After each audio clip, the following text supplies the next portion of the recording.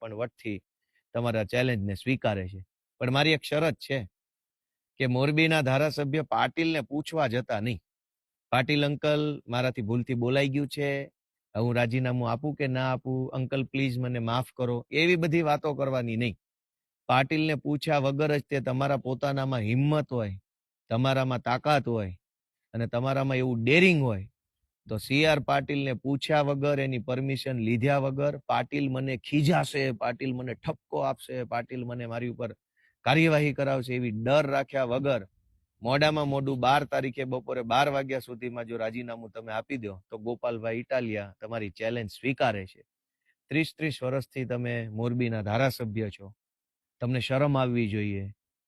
તમને એવી શરમ આવવી જોઈએ, તમારે ચેલેન્જ એમ મારવી જોઈએ કે અહીંયા કોઈ આવીને, મોરબીમાં આવીને અમે જે 30 વર્ષમાં વિકાસ કર્યો છે એમાં ખામી ગોતી બતાવે, એવી ચેલેન્જ મારવા નથી. પણ તમે એવી ચેલેન્જ નથી મારી શક્યા. શું કામ?